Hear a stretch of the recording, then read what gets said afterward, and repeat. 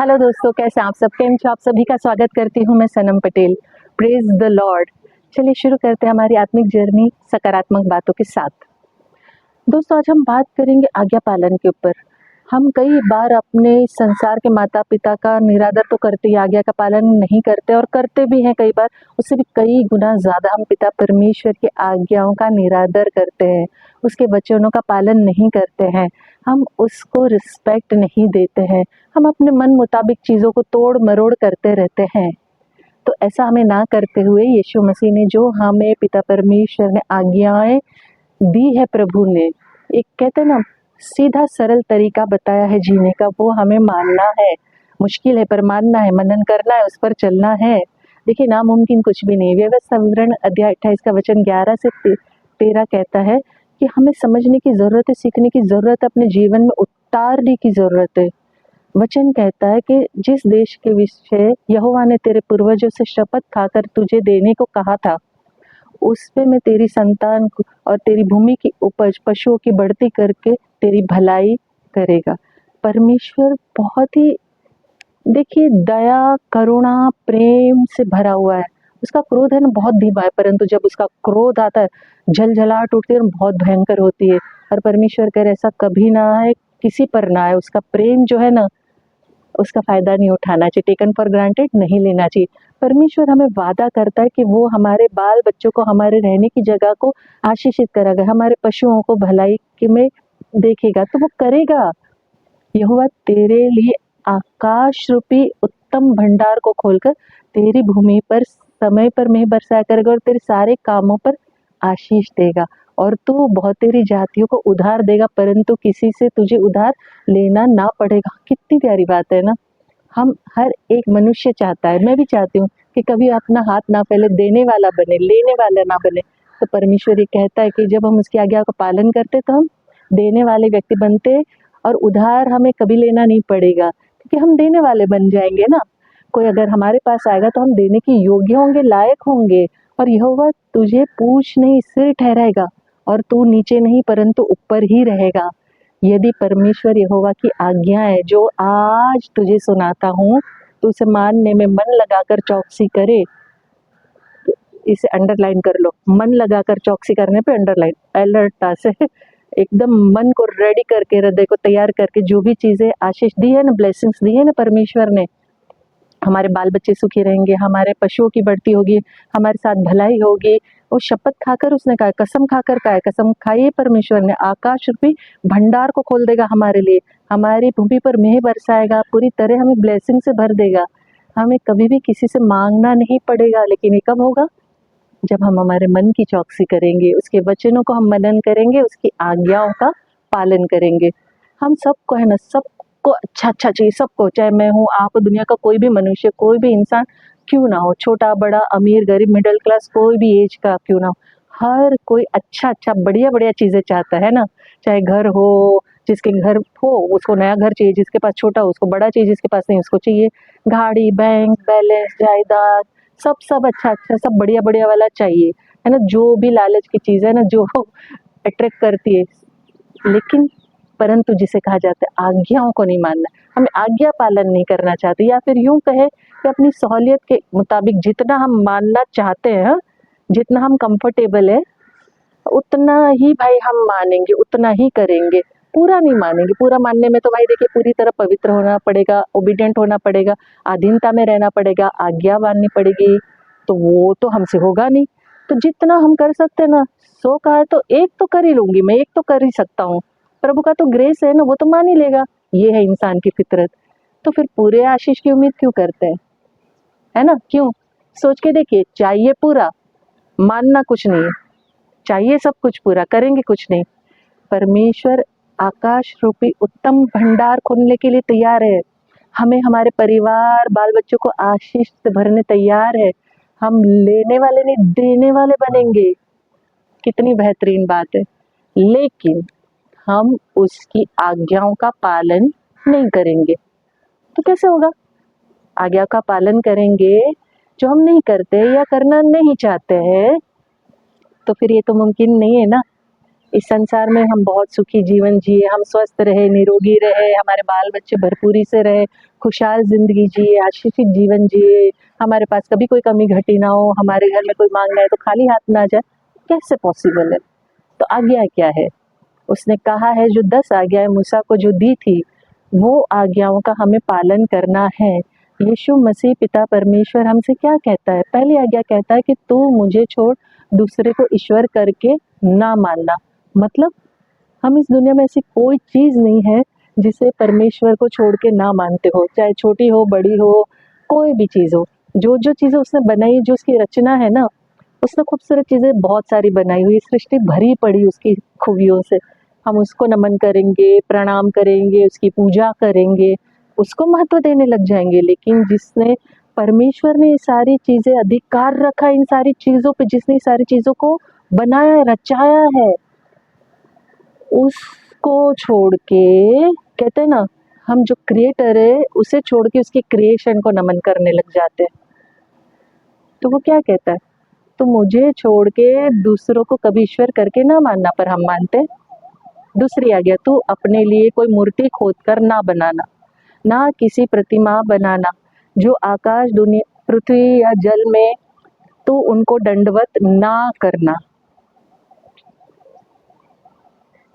और ना उनकी उपासना करना, क्योंकि मैं तेरा परमेश्वर यहोवा जलन रखने वाला ईश्वर हूँ। और जो मुझसे बैर रखते हैं उनके बेटे पोतों पर पोतों को भी पितरों का दंड दिया करता हूँ। और जो मुझसे प्रेम रखते हैं, मेरी आज्ञाओं को मानते हैं, उन हजारों पर करुणा किया करता हूँ। आप सोचिए, क्या परमेश्वर क्या चाहता है? परमेश्वर ने क्या कहा है? कितना स्पष्ट, कितना क्लियर है। हाइड कुछ नहीं है कि हमें क्या करना चाहिए और क्या नहीं करना चाहिए। उसने कभी ये नहीं कहा कि भाई नहीं, तुम सारी चीज़ें ना खोद खाद के बना लो, अपने मन मुताबिक स्वरूप ढाल लो और अपने मन मुताबिक कुछ भी कर लो, चलेगा। उन लोगों को तुम पूजो, किसी को भी पूजा पाठ में तुम लग जाओ, उनके आगे दंडवत करो, चलेगा, मुझे कोई तकलीफ नहीं होगी, मेरा तो ग्रेस तुम्हारे पास है। सब लोगों को लगता है ग्रेस ऐसे नहीं मिलता है। ग्रेस आपकी ओबीडियंस, आपकी आधीनता, आज्ञाकारिता, वचन के पालने से मिलता है। और परमेश्वर जलन रखने वाला परमेश्वर। आप संसार के माता पिता को देख लो, आप उनको माँ बाप छोड़ के अड़ोस पड़ोस को या किसी को मम्मा पापा बोल के देख लो, क्या उनका खून नहीं खौलता, जलता नहीं, उनको तकलीफ नहीं होती, उनको दर्द नहीं होता? तो सोचिए, जब हमारा पिता परमेश्वर को छोड़ के हम दूसरों को अपना बाप माँ बना बैठते हैं तो कैसा लगता होगा उसको, कैसी जलजलाहट होती होगी, कैसी तकलीफ होती होगी उसको। तो वो बहुत क्लियर है, वो नहीं चाहता है कि हमें ये चीज़ें करनी है, बिल्कुल नहीं करनी है। हमें कोई भी मूर्ति खोद के किसी भी स्वरूप को दंडवत नहीं करना है। तीसरा, तू अपने परमेश्वर का नाम व्यर्थ ना लेना। ये हर कोई करता है, मुझसे भी पास्ट में बहुत बार ये भूल हो चुकी है। कई बार है ना, बहुत सारे लोगों को आपने देखा दोस्ती यारी में तगड़ा मतलब ये यूज़ होता है, ये बहुत लोग कर, अरे भगवान जानता है, प्रभु जानता है, मैंने तो ऐसा बोला ही नहीं, ऐसा किया ही नहीं है। तो ये व्यर्थ हुआ। बेवजह परमेश्वर का नाम अपनी ज़ुबान पे, अपनी बातों में ना लाओ। क्यों? क्योंकि आप अगर सच्चे हो तो आपको गवाही देने के लिए प्रभु को बीच में घसीटने की ज़रूरत ही नहीं है। परमेश्वर हृदय को जाँचने वाला, मन को परखने वाला परमेश्वर है और आपको उसके साथ स्पष्ट रहना है। उसका नाम बेवजह व्यर्थ लेके किसी भी मुद्दे में घुसा नहीं सकते हो।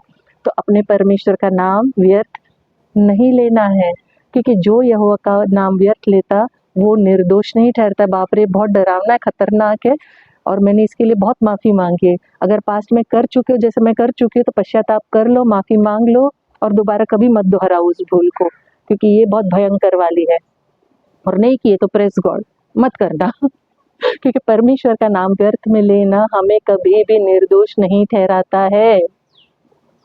चौथी आज्ञा उसने दी है, वो कहता है कि तू विश्राम दिन को पवित्र मानने के लिए स्मरण रखना। 6 दिन तो तू परिश्रम करके अपना सब कामकाज करना, परंतु 7वां दिन तेरे परमेश्वर यहोवा के लिए विश्राम दिन है। उसमें ना तुम किसी भांति का कामकाज करना, ना तेरा बेटा, ना तेरी बेटी, ना तेरा दास, ना तेरी दासी, ना तेरा पशु, ना कोई परदेसी जो तेरे फाटकों के भीतर हो। 6 दिन यहोवा ने आकाश और पृथ्वी, समुंदर, जो कुछ भी उसमें है सब कुछ बनाया और 7वें दिन उसने विश्राम किया। इस कारण यहोवा ने विश्राम दिन को आशीष दी है और उसे पवित्र ठहराया है।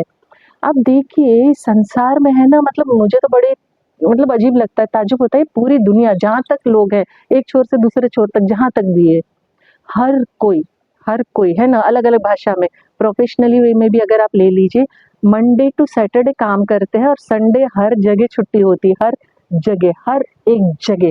तो परमेश्वर ने क्या आज्ञा दी थी? तू 6 दिन काम करना, 7वें दिन आराम करना, ना तेरा बेटा, ना बेटी, ना दास, ना दासी, ना तेरे घर में जो मेहमान आते हैं तो परदेशी, ना कोई काम ना करे, क्योंकि विश्राम का दिन है, परमेश्वर का दिन है। कि परमेश्वर ने 6 दिन में पृथ्वी की सृष्टि की रचना की और 7वें दिन आराम किया था। तो हम ये जो पूरी दुनिया मनाती है संडे को, ऐश आराम करती, भरपूर नींद निकालती है, बहुत सारे मज़े करते, संडे आ गया यार, संडे छुट्टी का दिन है, खाओ-पियो, मज़े करो, आराम करो। लेकिन परमेश्वर को महिमा कौन देता है, कौन पूछता है? परमेश्वर का ये ऑर्डर पूरी दुनिया मानती है, लेकिन परमेश्वर को नहीं मानती है। ये बहुत दुखद बात है, हार्ट ब्रेकिंग बात है, लेकिन यही हकीकत है। परमेश्वर ने ये दिन तय किया है कि आराम का दिन है, विश्राम दिन है। परमेश्वर ने जो विश्राम दिन बना है, उसे विश्राम दिन ही रहने देना है, विश्राम दिन में उसको महिमा देनी है। 5वीं आज्ञा, तू अपनी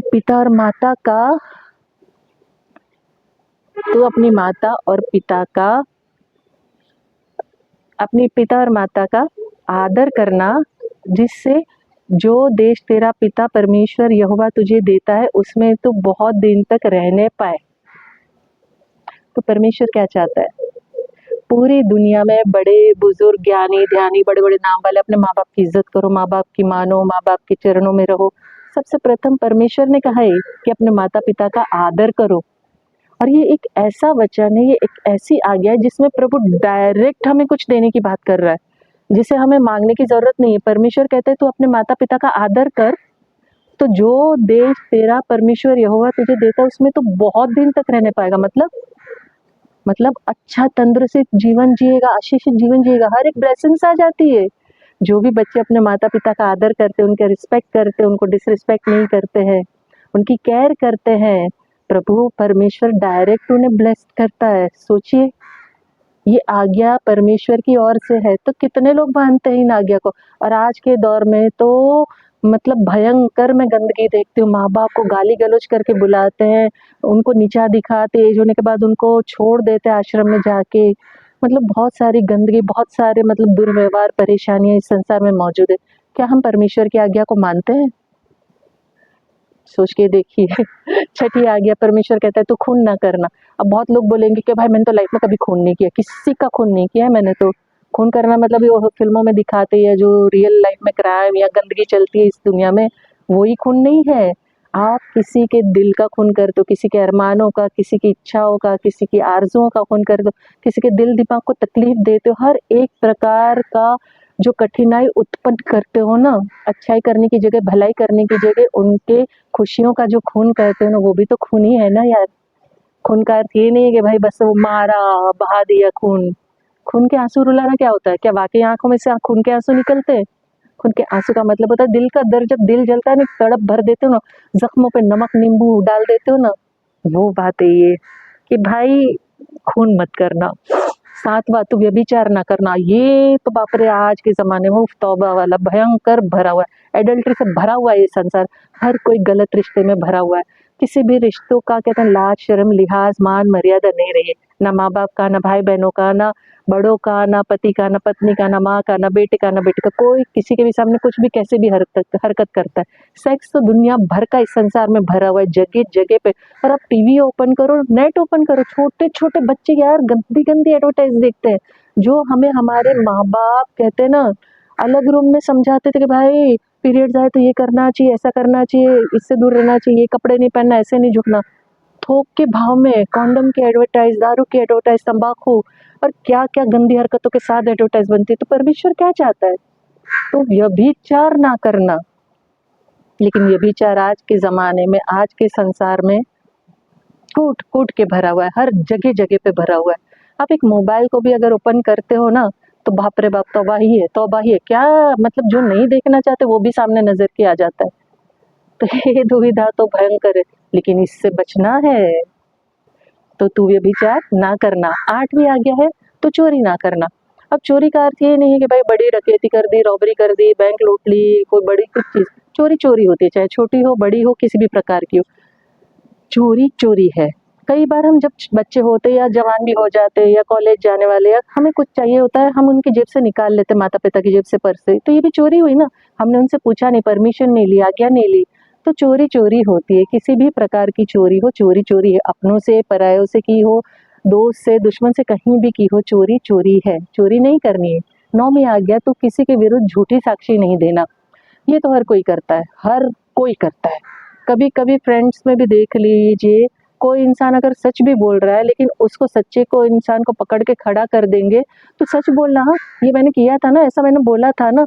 अब सामने वाला ऐसी दुविधा में हो जाता है, अगर वो ज़ुबान से अंगीकार नहीं करता, अगर मुंडी भी हिला देता है, अपने सिर भी हिला दिया, तो भी झूठी साक्षी तो हो गई ना। और ये होता है, मैंने प्रैक्टिकली देखा है। किसी के भी विरुद्ध झूठी साक्षी मत दो। आपको ज़बरदस्ती कोई खड़ा करता है, आप कोशिश करो, कोई बॉडी मूवमेंट ना करो। आप रिश्ते में बंधे हुए कोई ऐसे रिलेशन में हो, क्योंकि संसार में दुविधा है, तो आप कोशिश कर सकते हो कि आप अपने मुख से, अपनी बॉडी लैंग्वेज से, अपने सिर से, किसी भी अंग से झूठ ना बोलो। तो किसी के भी विरुद्ध झूठी साक्षी नहीं देनी है, झूठी गवाही नहीं देनी। 10वीं और अंतिम आज्ञा, तो किसी के घर का लालच ना करना, ना तो किसी की स्त्री का लालच करना, ना किसी की दास-दासी का, ना बैल-गधे का, ना किसी भी वस्तु का लालच करना। अब ये जो लालच है ना, संसार में बहुत भयंकर है और यही पाप की जड़ है। हमेशा देखिए, आप अपनी बीवी छोड़ के दूसरे की बीवी अच्छी लगती है। बीवी तो छोड़िए, रास्ते पे चलती हुई कितनी लड़कियों को पूरा सर से पैर तक लोग देखते हैं और उनको क्या लगता है, उन्होंने पाप नहीं किया, उन्होंने चलते फिरते व्यभिचार कर लिया उस लड़की को ऐसा देख के। तो ये जो लालच है ना, लालच करना, चाहे पराई स्त्री का हो, चाहे जायदाद का हो, दास-दासी, मतलब आज के ज़माने में आप नौकर-नौकरानी ले लीजिए, बैल-गधे की जगह गाड़ियाँ ले लीजिए, कुछ भी ले लीजिए, 4 व्हीलर, 2 व्हीलर, जो भी कुछ ले लीजिए। तो किसी भी चीज़ का दूसरे की चीज़ों के लिए अपने मन में लालच नहीं लाना है। ये सारी आज्ञाएँ यहोवा ने मूसा को दी थी, जिसका पालन करने से हमारा जीवन सुखी रहेगा, हमारा मन, आत्मा शुद्ध रहेगी, हम जीवन में आशीषित रहेंगे। हम परमेश्वर के बच्चे होने के नाते हमारा फ़र्ज़ बनता है कि हम उसकी आज्ञाओं का पालन करें और हमारा जीवन हमारे अपनों के लिए, हमारे पड़ोसियों के लिए, जानने-पहचानने वालों के लिए एक उदाहरण बने। उदाहरण बनना चाहिए, एक रिफ्लेक्शन आना चाहिए, यार ये बंदा, ये बंदी कितनी अच्छी, कितना अच्छा है ये। उससे मतलब रब झलकता, प्रभु की झलक आती है। बहुत सच्चा है, बहुत सच्ची है, उससे कभी कोई गलती नहीं होती। देखिए, कोई भी इस संसार में परिपूर्ण नहीं है सिवाय एक मनुष्य का, और वो सिर्फ मनुष्य यीशु मसीह था और कोई नहीं था। लेकिन हम उसके नक्शे कदम पर चल के, उसकी कॉपी करके, उसके जैसा बन तो ज़रूर सकते हैं ना, कोशिश तो कर सकते। उसने तो खुद कहा था कि तुम मुझसे बेहतर बड़े-बड़े काम करोगे, तो क्या हम उसके बराबर उसके कदमों के साथ कदम नहीं मिला सकते, पवित्र नहीं बना सकते, सुधार नहीं सकते? हमारा लाइफ़स्टाइल, हमारा बैठना, उठना, चलना, बोलना, चरित्र, ये रिफ्लेक्ट ना करे कि हम मसीह के बच्चे, परमेश्वर प्रभु के बच्चे, तो क्या फ़ायदा यार इस लाइफ़ का। हमारा जीवन ऐसा होना चाहिए कि हमारे कारण यहोवा परमेश्वर का, कहते हैं ना, मज़ाक ना बनाया जाए, उसे तुच्छ ना जाना चाहिए, उसको महिमा मिलनी चाहिए। हमारा रिफ्लेक्शन उसकी महिमा के लिए होना चाहिए, उसके नाम को ऊँचा उठाने के लिए हो, उसके नाम की महिमा होनी चाहिए हमारे जीवन से। कहते हैं ना, तू बड़े पिता परमेश्वर, मैं घटूँ, मेरे जीवन से तेरी महिमा हो, तुझे मतलब तेरे नाम को ऊपर रखा जाए, तब तो फिर क्या ही कहने। परमेश्वर की इन आज्ञाओं को अगर हम हमारे जीवन में उतार लेते हैं, पट्टियों पे लिख के मूसा को दिया गया था ना, हमें हमारे हृदय की पट्टियों पे लिख लेना चाहिए, हमारे दिल, दिमाग, आत्मा, शरीर में समा जाना चाहिए, रच जाना चाहिए, बस जाना चाहिए कि दोबारा हम हमारी लाइफ में कभी भी ये सारी भूल गलतियाँ ना करें। और अगर हम मसीह में है ना, सच्चे हृदय से हम मसीह के साथ चल रहे, यीशु के साथ चल रहे, तो पवित्र आत्मा भी खुद टोक देती है कि भाई ये तू मत कर, ये गलत है, ये इस रास्ते पर मत चल।